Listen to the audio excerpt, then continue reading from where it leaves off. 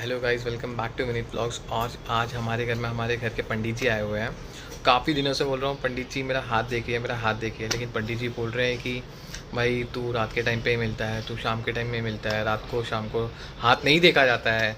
तो आज आए हैं हमारे साथ में, मेरे साथ में ही बैठे हुए, बाजू में ही है। आइए उनके साथ बात करते हैं। पंडित जी मेरा हाथ देखिए। जी, हर हर महादेव। हाथ तो देखिए। विनीत जी, मैंने आपको पहले भी कई बार कहा, सजेशन दिया कि रात्रि के समय में हम हाथ नहीं देखते हैं, और बहुत अर्जेंट हुआ तो हम एक बार आपके पत्रिका के बारे में बता सकते हैं। पत्रिका की जानकारी हम आपको दे सकते हैं, तो आप पत्रिका की जानकारी लीजिए, तो हम आपको बता देंगे। रात्रि के समय हम आपका हस्तरेखा नहीं बताएंगे। तो रात के टाइम में आप हाथ नहीं देख सकते? नहीं, आप रात में तो रात के टाइम में हाथ देखने से क्या हो, मतलब क्या रीज़न क्या है? जिस तरह से रात्रि में सूर्य अस्त हो जाता है, हमारे जो जीवन का एक रहस्य है जो हम जानना चाहते हैं, तो उजाले में ही पा सकते हैं, अंधेरे में नहीं। इसी तरह जो आपका रेखाएं हैं वो सूर्य से संबंधित हैं, और सब अस्त हो जाते हैं। अच्छा। तो फिर हम जो चीज़ जानना चाहते हैं वो हमको नहीं मिलती है। ओके। और रात्रि को रात्रि को काल रात्रि कहा जाता है। जैसे 3 रात्रि होती हैं, काल रात्रि, महारात्रि और मोह रात्रि। तो जो ये रात्रियां होती हैं, तो रात्रि में कोई भी ग्रहों से रिलेटिव, ग्रहों से जुड़ा हुआ हम बात नहीं करते हैं, क्योंकि सब निगेटिविटी हमको ज़्यादा मिलती है। तो मतलब इसीलिए हम रात के टाइम में हम इसलिए नहीं देखते हैं क्योंकि नेगेटिविटी होती है बहुत ज़्यादा। ओके। क्योंकि जो तो ग्रह सब सोए हुए रहते हैं? ग्रह सोते नहीं हैं, ग्रह 24 घंटा एक्टिव रहते हैं, जागृत रहते हैं। उन ग्रहों की कृपा से ही हम चलते हैं। हम ये नहीं कह सकते कि ग्रह सो जाते हैं। एक समय होता है। सभी ग्रहों का मालिक जो है भगवान सूर्य हैं, और सभी नवग्रहों के अधिपति मालिक भगवान शिव हैं। ओके। तो जब हम ग्रहों के बारे में चर्चा करते हैं, तो उस समय जो ग्रहों का मालिक है सूर्य, वही अस्त है। तो हम क्या बताएंगे आपके बारे में? इसलिए हमको जो है एक ना कोई एक विशेष रूप से ऐसा प्रकाश चाहिए जो उस ग्रहों के बारे में हम आपको बताएं, तो आप समझें। और रात्रि के समय कुंडली ना ही दिखाएं तो अधिक उत्तम है। बहुत आवश्यक है कि संकटकालीन अगर किसी को कुंडली दिखानी हो तो दिखा सकते हैं, वरना नहीं दिखाना चाहिए। पंडित जी, लेकिन ये आप कह रहे हो कि हर कोई पंडित जी शास्त्र से वर्जित है। शास्त्र से? अच्छा। कोई भी अगर ज्योतिषाचार होगा वो रात्रि में कुंडली नहीं देखेगा।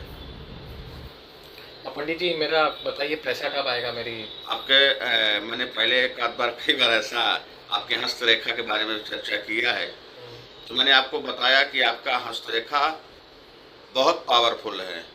आपका शुक्र है, आपका बुध है, आपका गुरु है, बहुत अच्छा है।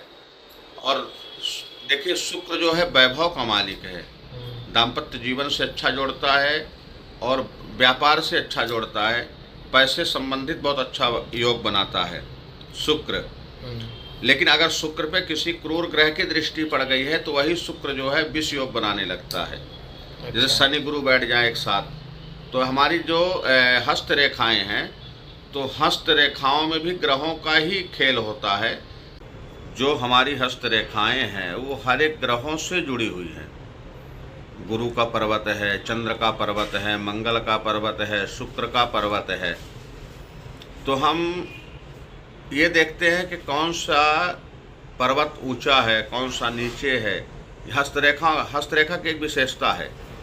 हमें ये जानना चाहिए कि कौन सा पर्वत किस ग्रह का है, वो ऊंचे है कि नीचे है। उस पर्वत में जा कर के कौन सा ग्रह का रेखा जा कर के मिल रहा है, कहाँ से मिल रहा है, कैसे निकल रहा है, इसको जो हमको अच्छी तरह से जानकारी हो तो ही हम लोगों तक पहुँचाएँ, लोगों को हम बताएं।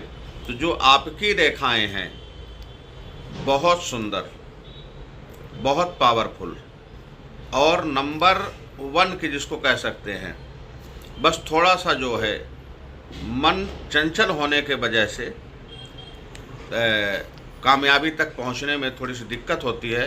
बाकी आप कार्य क्षेत्र में जाओ, व्यापार क्षेत्र में जाओ, जीवन में भोग के चरित्र में जाओ और आप जो है अपने इनकम के उस स्थान पे जाओ तो बहुत अच्छा योग है। तो मतलब पैसा पैसा पैसा पैसा ही पैसा। देखिए पैसा पैसा तो कर सकते हैं, करने में क्या लगता है, आने में दिक्कत होती है। आने वही तो उसके पैसा लिए कब आएगा? उसके लिए एक अवस्था होती है, एक समय होता है, एक विचार होता है, एक भाव होता है। आपको जानना है। आपके पास भी अब आज के वर्तमान डेट में अगर आप देखें तो भगवान की कृपा से बहुत अच्छा पैसा कमा रहे हैं आप, लेकिन स्थिरता नहीं बन पा रही है। स्थिरता ना बन पाने के वजह से आप उलझन में रहते हैं और लोग आपको मानसिक क्लेश भी देते रहते हैं, मानसिक पीड़ाएं देते हैं। उससे बचने के लिए आप भगवान शिव के सानिध्य में जाएं, उनके शरण में जाएं। मैं तो रोज सुबह जल चढ़ाता हूँ मैं। और देखिए ऐसा कहा जाता है कि कोई ज़रूरी नहीं है कि आप विशेष रूप से बैठ करके भगवान का माला ही जपते रहो। एक घड़ी आधी घड़ी आधे में पुनियात, तुलसी संगत साध की कटे कोट अपराध। आप जानते होंगे कि जीवन में भगवान शिव ही एक ऐसे हैं कि जिसके सानिध्य में जाने से हर एक तरह का रोग हो, दोष हो, भय हो, पीड़ा हो, शत्रु हो, बाधा हो, किसी तरह का कोई संकट हो, भगवान शिव के सानिध्य में जाकर के सारी चीज़ें नष्ट होती हैं और हमें एक पावर मिलता है और एक शंकर सुमन केसरी नंदन। तो जो शंकर सुमन भगवान के ही, शिव का ही आशीर्वाद एक हनुमान जी का है। तो हनुमान जी के ही अधीन सारे ग्रह हैं, ध्यान रख। अच्छा। कोई भी चीज़ अगर आपको पाना है तो हनुमान जी के शरण में भी जा सकते हैं आप। और राम रसायन तुम्हारे पास आ, रसायन मीन्स आप कह सकते हो तो केमिकल। कोई भी चीज़ कैसे भी बनानी हो तो केमिकल का यूज करोगे, बन जाएगा। इसी तरह से हनुमान जी के पास जो है तो रसायन का मतलब ये है कि जो जितने भी रस होते हैं, उसी तरह से राम जी का जो राम नाम का रस है वो हनुमान जी के पास है। अच्छा। तो आप हनुमान जी के शरण में जाएं और हनुमान जी से प्रार्थना करें तो ऐसा कवन स काज कठिन जग माही, जो नहीं होए ना तात तुम पाही। ऐसा कोई भी कार्य कठिन नहीं है जो हनुमान जी आपका नहीं कर सकते हैं। इसलिए आप हनुमान जी के शरण में जाएं।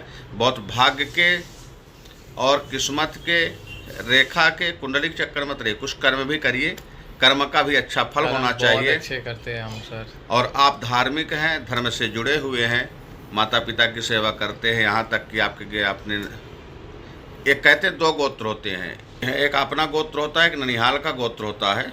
तो एक तो अपने माता पिता की सेवा करते ही हैं, आप करते रहिए। और अपनी नानी जी का भी आप बहुत अच्छा सेवा करते हो, नानी का भी आशीर्वाद मिले। नाना जी नहीं रहे, नाना जी भी आपका जो है तो बहुत पूर्ण रूप से आपको आशीर्वाद दे करके गए हैं और देते भी हैं। इसलिए परमात्मा की कृपा आपके ऊपर सदैव बना रहेगा। हमारे सानिध्य में ही है। हम यही प्रार्थना करते मम्मी हैं। बोल रही है कि देते ही है नाना जी आशीर्वाद। ये माँ का आशीर्वाद है और आप जितना ही सेवा करोगे उतना ही फल मिलेगा। जिस तरह से जितना ही वृक्ष में पानी डालते हैं, सेवा करते हैं, फल आते हैं, उसी तरह से बड़ों का आशीर्वाद, बड़ों का सेवा आपका कभी भी निष्फल नहीं जाएगा, जरूर आशीर्वाद मिलेगा। हर हर महादेव। हर हर महादेव, हर हर महादेव। बहुत बहुत शुभकामनाएं।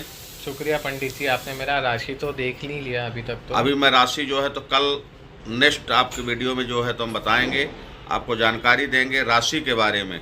और मेरा हाथ कब देखोगे ये तो बताइए। हाथ आपका कल रात दिन के 12 बजे।